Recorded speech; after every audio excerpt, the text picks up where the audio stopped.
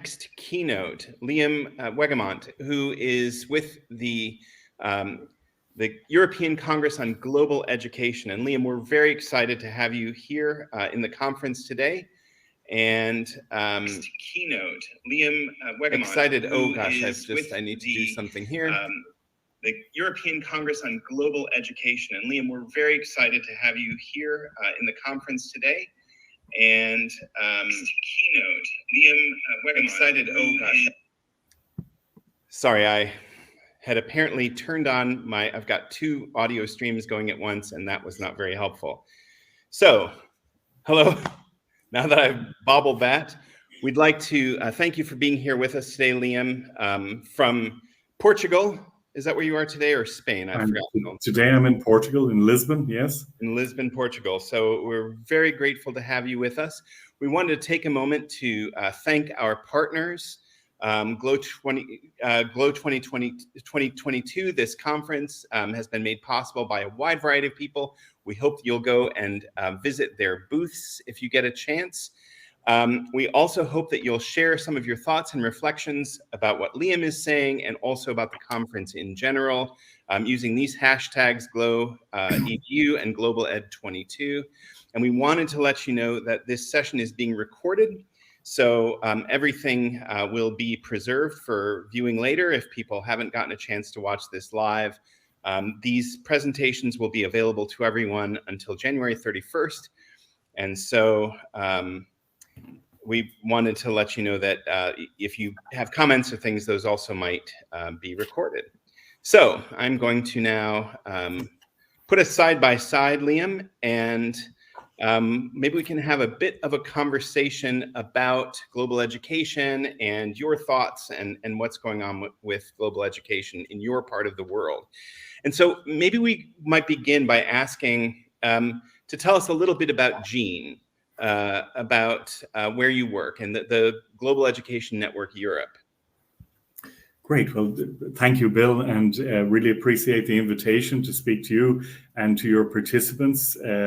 In my case this evening, I believe in your case this afternoon, and delighted to speak. I don't see everyone, but I'm delighted to speak with people from, I believe, all across the world on behalf of GENE.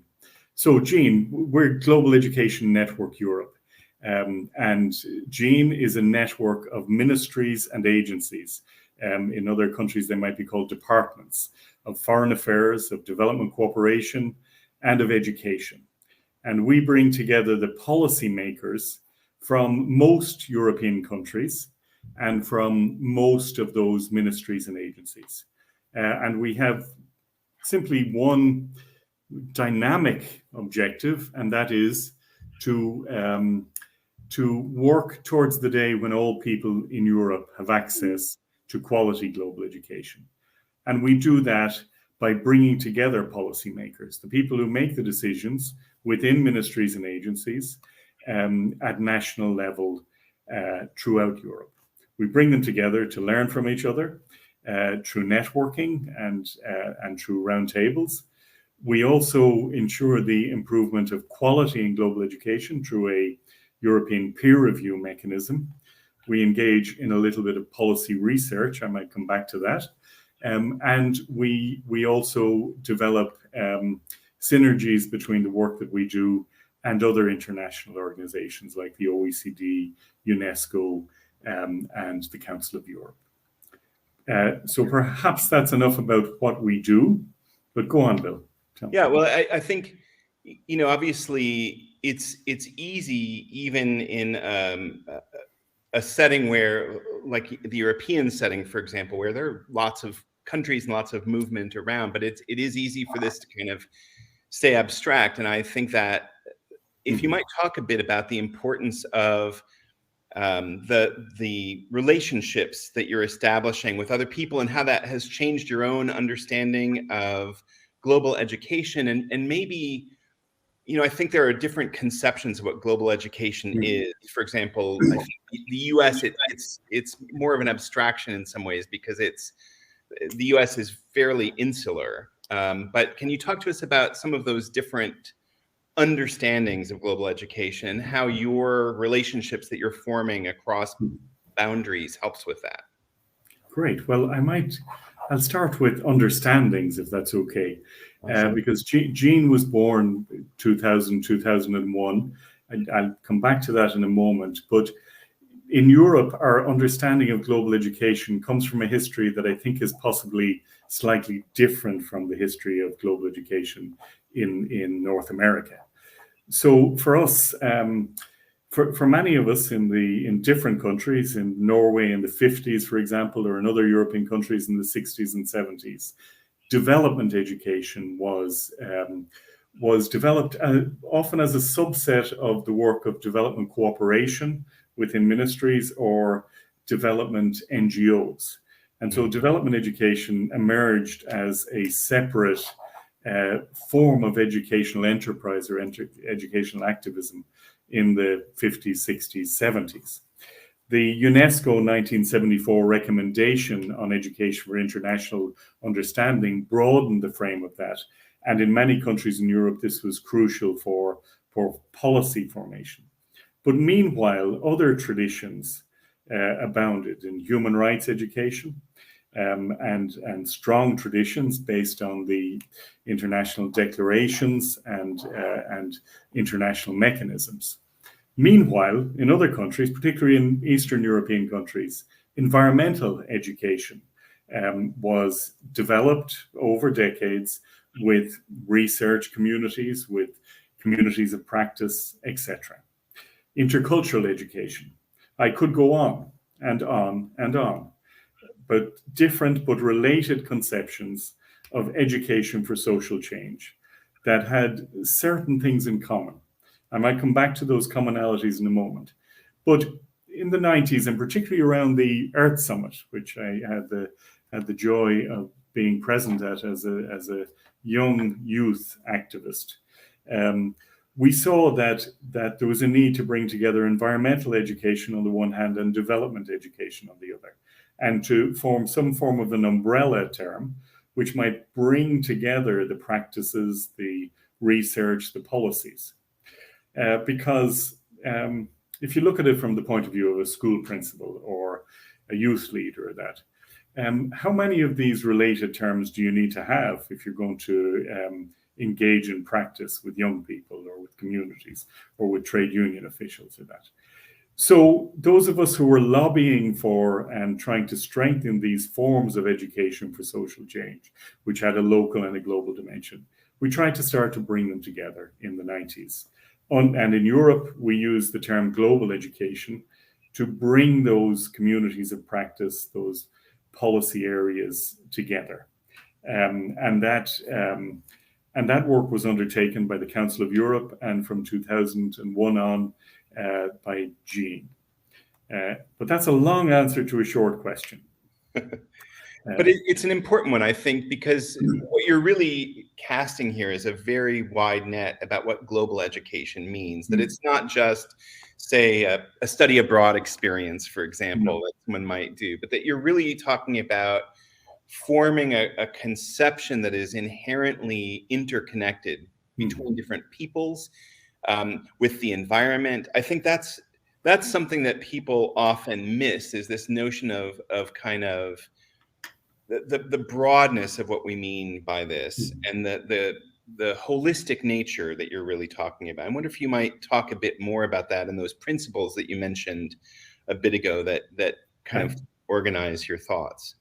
I'd be happy to, because these traditions, when they compete, as often they do, because and you have to be aware of people who work for international organizations carrying around umbrella terms, because they're not without political and historical baggage.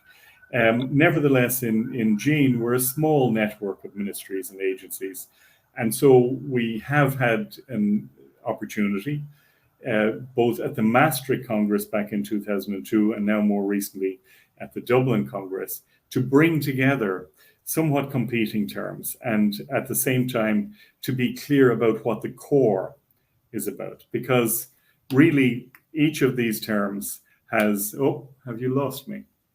No, I think we're all right. No?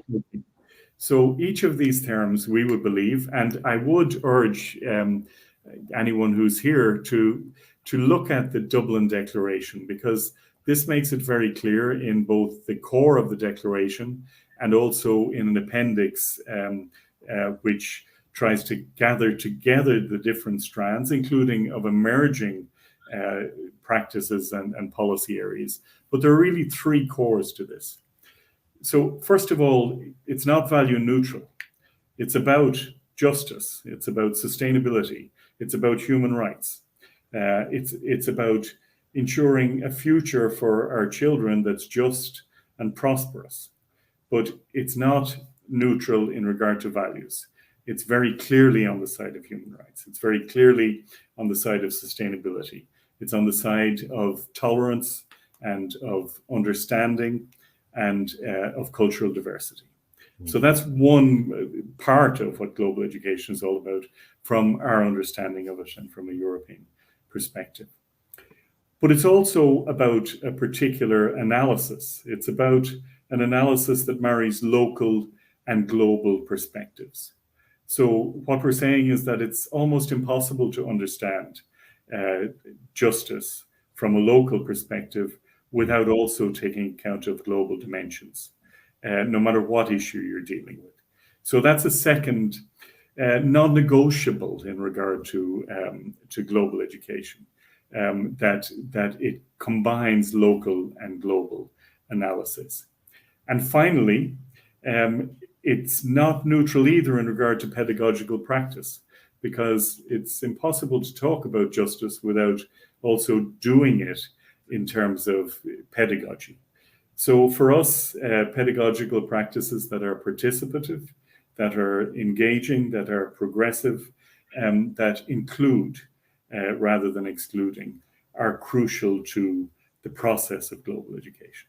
So I think if that makes sense, for us there are three core non-negotiables. It's about justice and sustainability, human rights. It's about local and global dimensions. And it's also about a pedagogical practice that's liberatory or participatory. Yeah, so not that banking model that Freire talks about, but rather that true communal connection. I think that's really important. And I think what you're really talking about is helping learners and teachers and community members understand and recognize their interconnectedness, not just conceive of it, but also experience it. Is that correct? Is that a fair assessment? Absolutely. And I think, again, without wanting to sound like I'm a traveling salesman for the new Dublin Declaration, I do believe that just like the Maastricht Declaration before it, it has a certain poetry involved in regard to what we are talking about here. So we're talking about opening people's eyes, their minds, their hearts to the realities of the world, including realities of injustice. But it's not just about leaving it there. It is about understanding the world the way it is in all its glory, in all its wonderful fecundity. But it is about creating together a vision of a world that is more just, that is more sustainable. And so it's not just about leaving things the way they are. It is about engaging people in a process of transformation towards a better world. I've often thought about this in terms of ecosystems, and I think we see in for example, commercial agriculture, one model, which is this notion of uniformity, that everything is going to be the same. It's going to be standardized. We're going to plant in these, very careful rows, which is really about making it easier for the mechanized harvesters. But those kinds of monocultures are very fragile and they fall apart quickly. Whereas a true ecosystem is based on diversity, is based on every creature having relationships with the other creatures. And sometimes those relationships are predator and prey. And yet what we now recognize is the more interconnectedness there is between diverse creatures or diverse elements in an ecosystem, the more resilient that ecosystem is. I know, for example, that the UN is saying that by 2050 there will be 1 billion climate refugees, based on their estimates, and obviously your recent Dublin Declaration is centered in 2050, and I'm wondering if you see that notion of sustainability and connection to environment as an important component of this notion of justice, and if you could talk a bit more about what that looks like.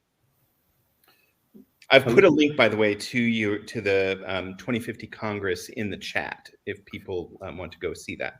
Great, and through that link, you'll see access to the declaration itself.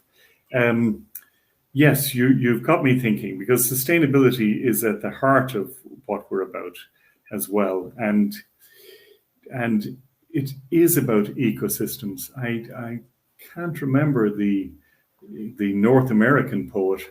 Was it? No, I'm not remembering the name, but the gentleman who said lack of diversity is the precursor to extinction. And I think that, and this is true not only in regard to the core of what we do and the content of education, but I think it's also fairly important for the strategies that we employ in regard to ensuring that these issues are at the core of education systems, because that's what the work of Jean is all about. We were asked, well, the Dublin Declaration, it doesn't come with an action plan, shouldn't it? And our answer is no, it should not come with an action plan, because, you know, the Dublin Declaration was signed the week before last, on a Friday, and the following Monday, our colleagues in the Czech NGO Forum, the Czech Development NGOs, FORS, together with the Ministry of Education and the Ministry of Foreign Affairs in the Czech Republic, began their conversations about what this is going to mean for them in their national context. And today I'm in Lisbon because we're having the same conversations with our colleagues in the Portuguese Institute Camões, who are leading their national strategy. I think that, you know, just as the definitions have to be diverse, often, you know, for a teacher in a school or a youth worker, they don't really care what you call it, as long as it relates to the real lives of the young people or the adults that they interact with and that they co-learn with. So again, a long answer to a short question, but I think that at the core of what we do is the recognition of and celebration of and appreciation of diversity. And that's the only way you can work with diverse education systems. I'm sure that for our North American colleagues working in very different types of systems in different states, you may think, well, it's easy in Europe, but you have to recognize that in each of the member states of Jean, in each European country, there are vastly diverse education systems. And sometimes within countries, if any of our colleagues are joining us from Germany, they will know that, you know, in Germany, 16 Länder, 16 states, each with an independent and different education system. You can only start, I mean, a marvelous educator who I learned with once said, the only source of change, true change, is not reality as you want it to be, it's reality as it is. And reality as it is for education systems means that there's huge diversity already. So change also has to be diverse. Bill, I hope that answered your question and wasn't too vague. No, I think so. I think so. It strikes me that it must be a bit of a challenge then to, on the one hand, be designing in this what is really just a framework that various countries and groups can build into or build onto, and yet, you know, you've got some very specific goals and interests, and that strikes me as a bit of a tension. How do you build something that is open enough for, say, Portugal to build one kind of thing, and for, you know, for Ireland to build a different thing, and for Germany to build several other things, and yet Yes.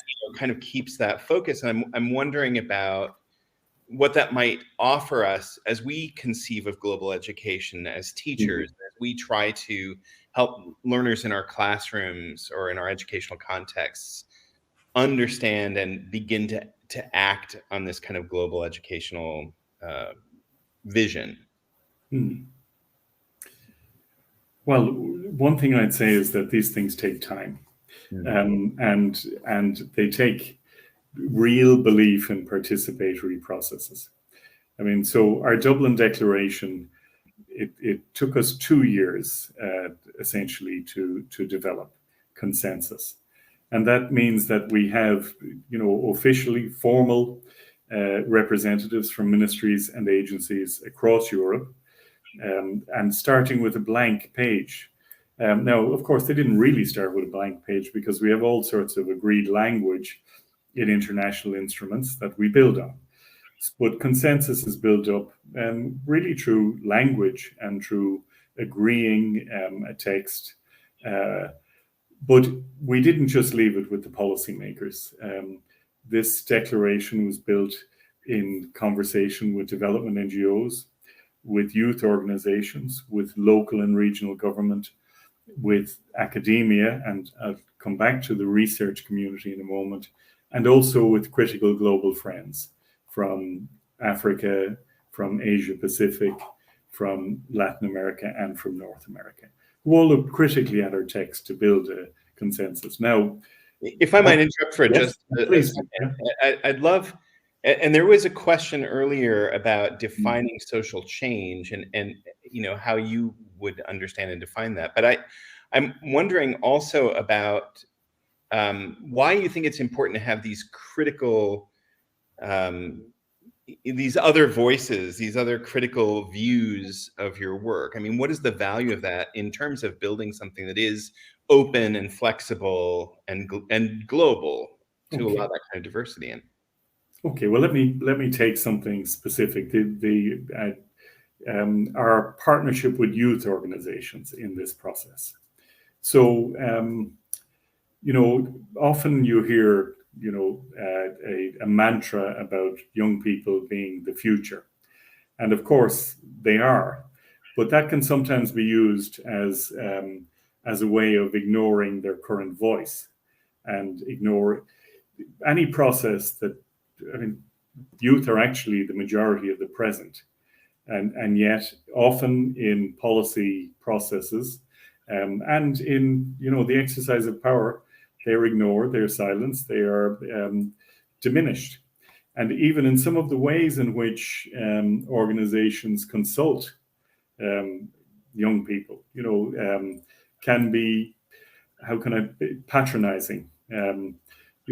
How many organizations do you know where they have set up and please don't get me wrong, I don't mean to criticize particular organizations, but I've seen time and again, I used to be a youth activist, and time and again, you see how an organization where the agenda and priorities are set by older people, then bring on a group of pet young people to discuss and consult with. While organizing the democratic processes that youth organizations, some of with histories for over 100 years or more, are ignored. So we decided very early on and very clearly that we worked with the representative youth organizations, national youth councils, the European Youth Forum, which brings together those, brings together millions of young people in representative fora. And so for us, this was a matter of principle that, we can't speak about a global education to 2050. I don't know about you, Bill, you're clearly far younger than I am, but I'm not so sure I'll be around in 2050. But I'm fairly sure that I hope that some of the youth people who are leading our youth processes will be, and that they would be the ones who would be imagining what the future might be like.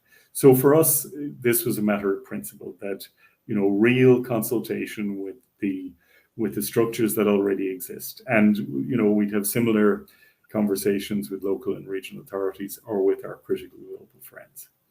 But I hope that answered the question.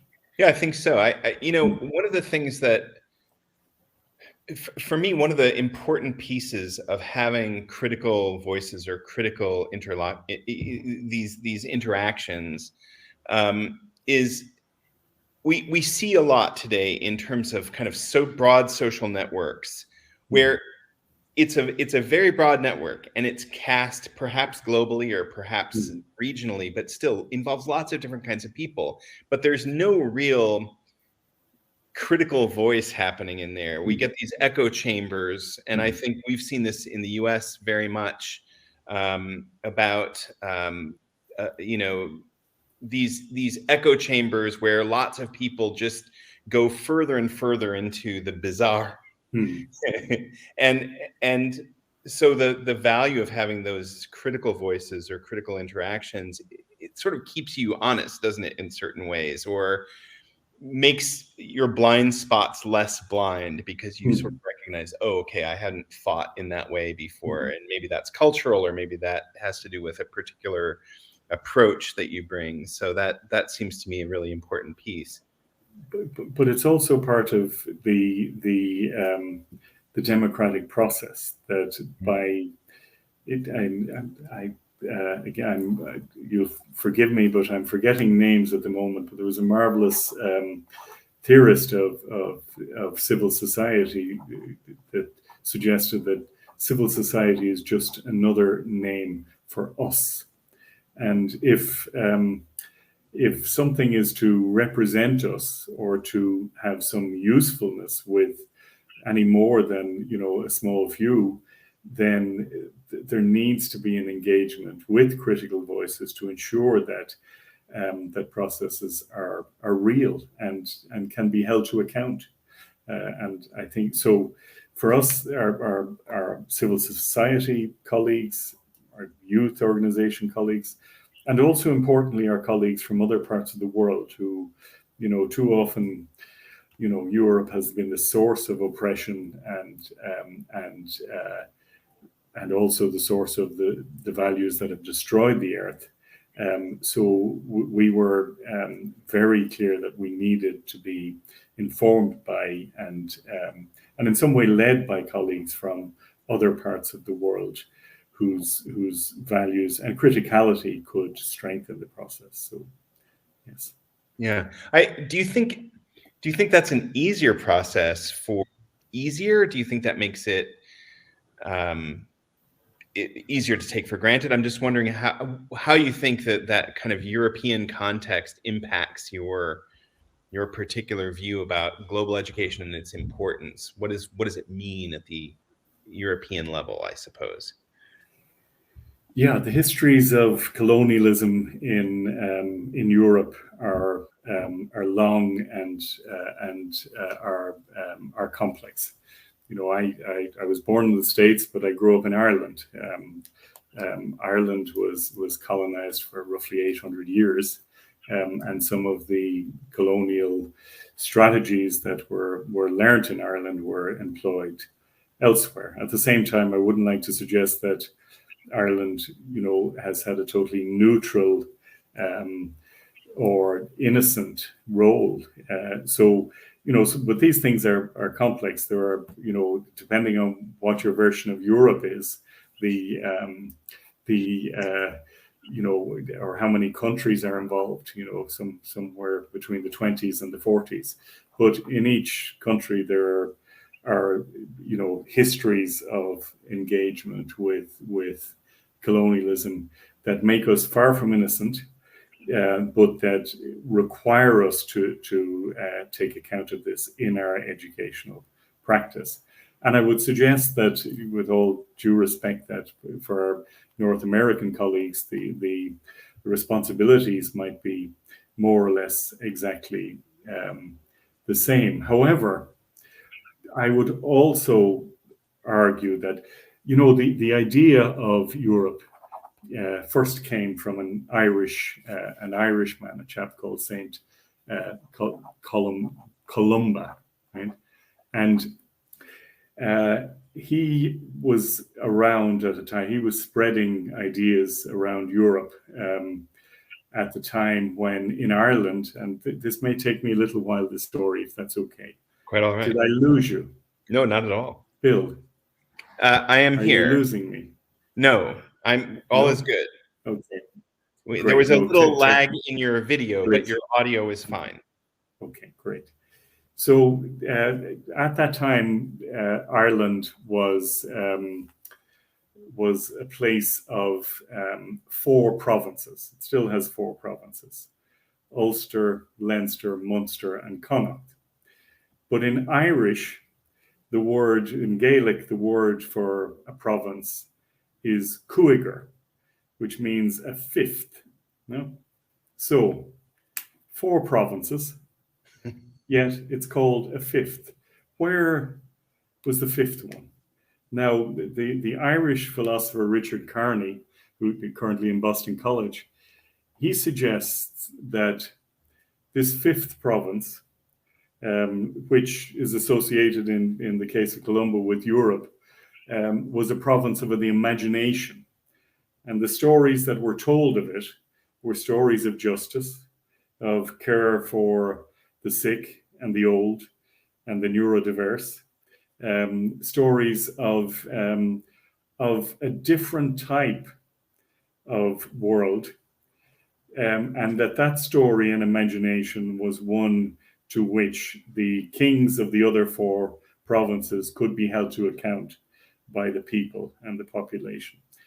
And I like that idea of Europe, because there's also a version of Europe which is about human rights and democracy and the rule of law. And while I wouldn't like to suggest that anything European should be translated to anywhere else in the world, I do think that those political values are important. Yeah. I hope that answered the question. Yeah, I think that does. And I love that vision of, the vision of this imaginary 5th, province. I think that's a really fascinating idea. And I wonder, you and I were speaking earlier a little bit about the idea of hope. And maybe that touches on it a bit, that there's this 5th place that you can kind of aspire to, and that changes how you understand things. And can you talk to me a bit about hope and its importance in global education?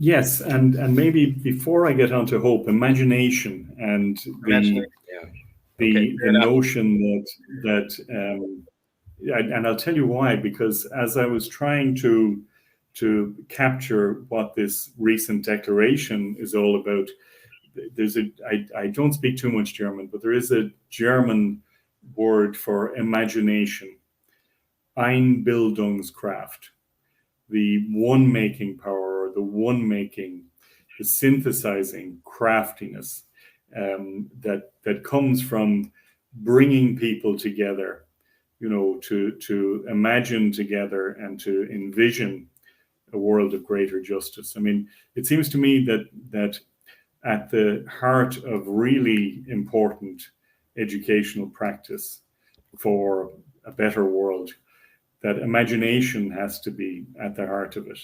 But so too does hope. And I know about the discourse on hope, being non-neutral, and that an ideology of hope can give false promise, and that. But I actually think below the surface of that, we need to get back to a clear understanding of hope as the bedrock of educational practice.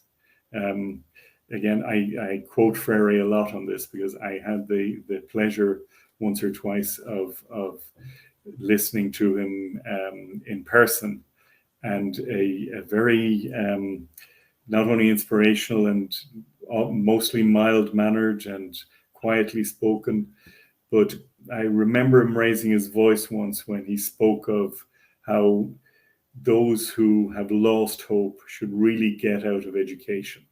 And I think the implication was, find another job somewhere. There's plenty of them where you don't need that much hope. But for me, the older I grow and the more I see, brilliant educators, the more I understand that there are probably two things that we need as educators. One is to ensure that those who learn with us, that they leave with some hopefulness in spite of the multiple challenges and calamities and crises that we face.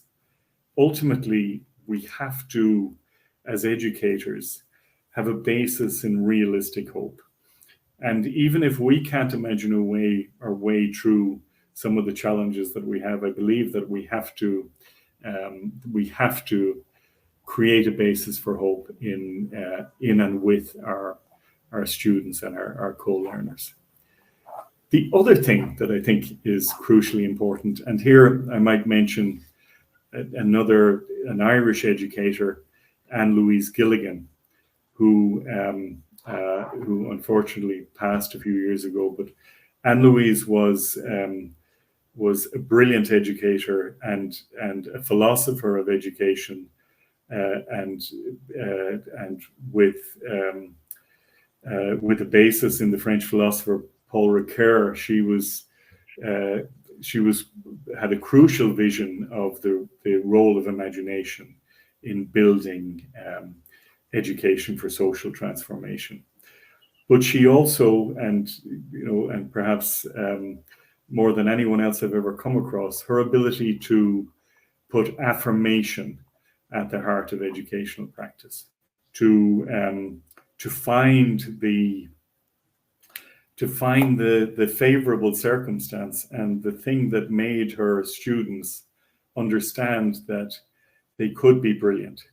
They mightn't feel like they were brilliant on that particular day, but to be able to identify that which can be affirmed and which is life-giving and which is hopeful in our students. I believe with Anne Louise that while I've seen students physically grow in stature, when you, as an educator, take seriously your responsibility to find what needs to be affirmed in them and to affirm it consistently.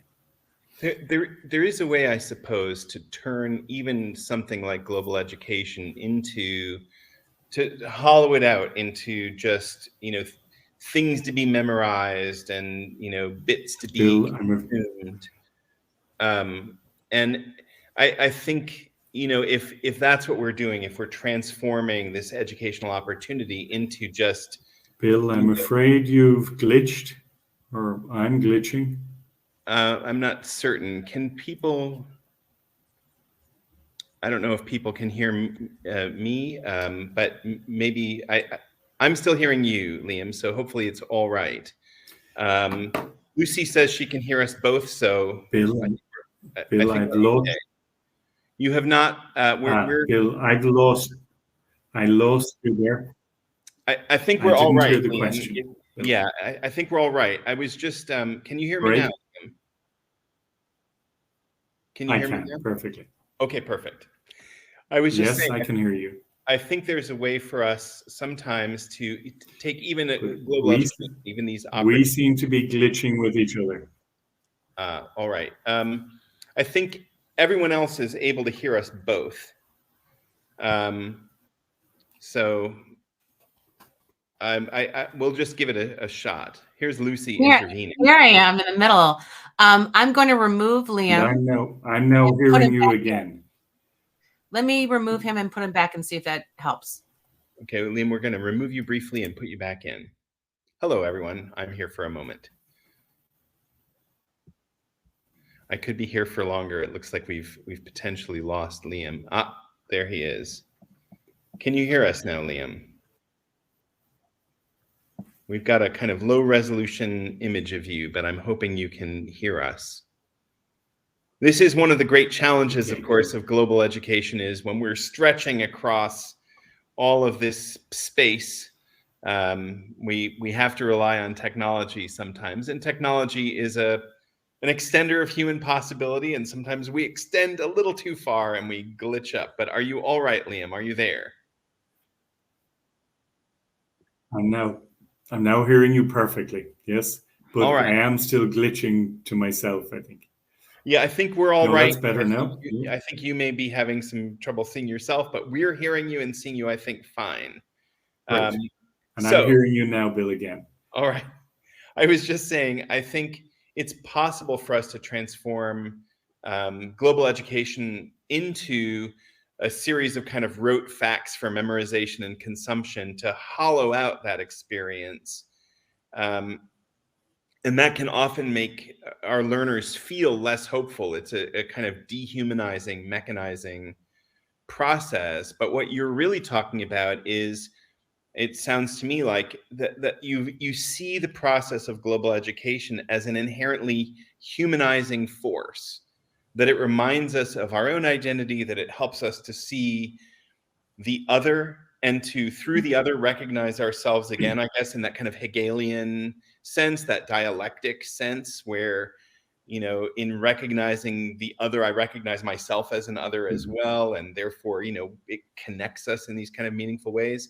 So hope then is a natural, would you say, a kind of a natural output from this process of humanization that global education can affect?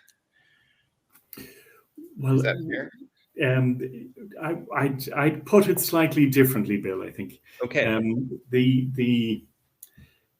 I've had the joy of being a school principal for around 17 years, and marvelous school on the north side of Dublin called Mount Temple Comprehensive. And I would say that I find two things, because we've been a school that have been moving slowly but surely towards putting education for social justice and sustainability at the heart of the everything to do with the school.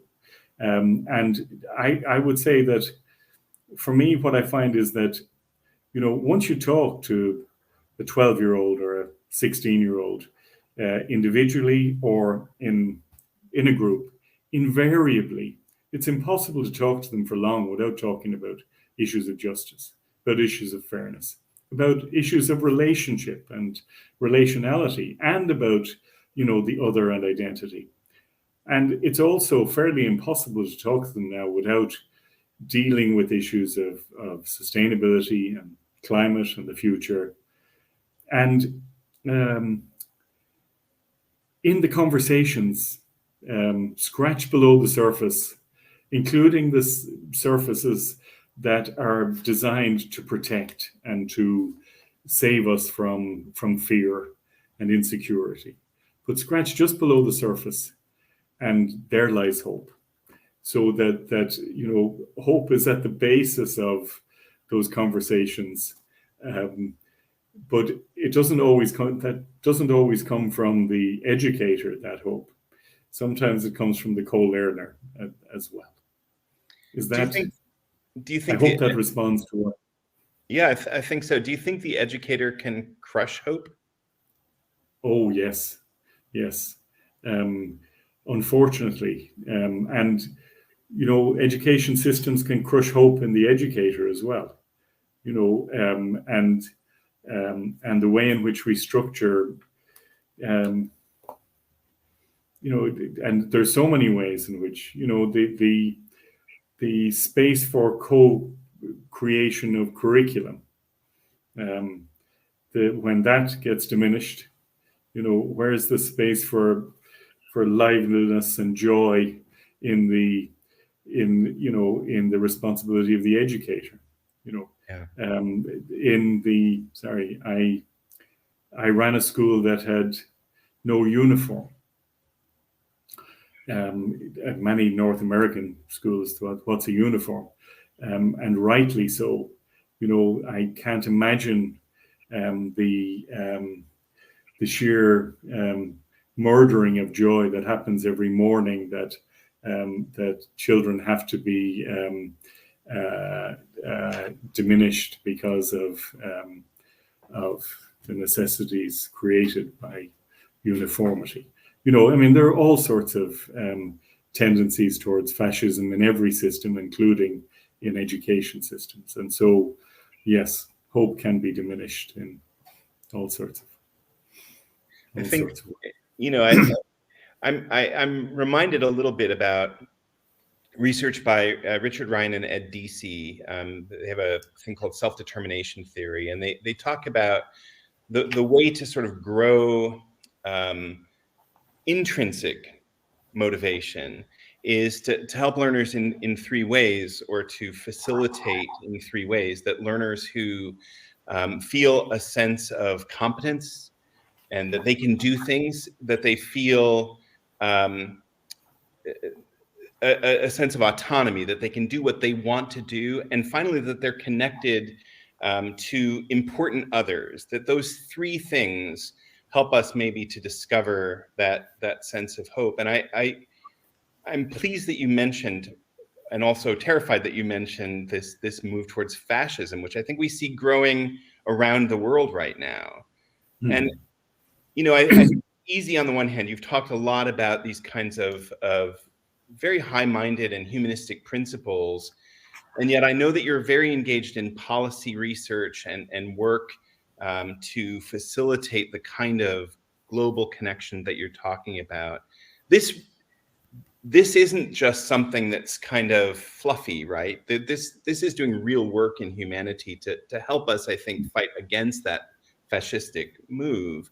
Can you talk a little bit, as we're coming to a close here, about where your policy research is going, the kinds of things you see coming up that you see as challenges or possibilities? What do you see as the direction that global education needs to go? Okay, and so we put the fascism stuff in brackets, and if I get a chance, I'll come back to that on a personal rather than a. We should always put fascism in brackets, I think, and then get rid of it, ideally. Yes, and in fact, yes, we as I say, if we can, we'll come back to that on a personal note. But I would say that in terms of our policy research, Jean we engage in policy research because policymakers want their policies to be informed by research. So we do this in three ways. First of all, we engage in our own policy research in Jean based on what policymakers from European ministries and agencies tell us they want. And that's everything from evaluation, impact, to detailed research in regard to how global education works. But we also work with a series of universities through a network called ANGEL, the Academic Network on Global Education Learning. You can find it through the Jean website. And that's a network of those, growing network globally of researchers in global education. But to be honest, they're the converted. Like me, they believe. But we also want to ensure that a broader network of educational researchers have global education on their agenda. And so we work with ERA, the European Educational Research Association, which is the European version of your ERA, through a small award scheme to focus educational research more broadly on global education and learning. And that is really interesting because 20,000 educational researchers are involved in that pan-European network. So more of that on our website, I would say, with 1 minute to go. I'm not sure that I can do justice to it, but much of it is forward-looking, and there's some scenario building in there. And Bill, is that okay? Yeah, I think that's all right. I think what's clear is that there is, on the one hand, a lot more to say and to think about, and I do hope that everyone will go to the Jean website and will spend some time prowling around. I think there's some very interesting thinking and some very interesting discussion going on. And I'm so grateful to you for making time for us today. We're really so happy about it. It was nice to meet you, Liam, and we look forward to ongoing discussions. in Gene, we do as well, and we're actually developing something global at the moment, and so we'll be in touch with our North American colleagues and friends as we go global on one or two ideas. Thank you very much. Appreciate the opportunity to chat. Thanks very much. And I just wanted to remind people the session recordings will be found in the replay tab.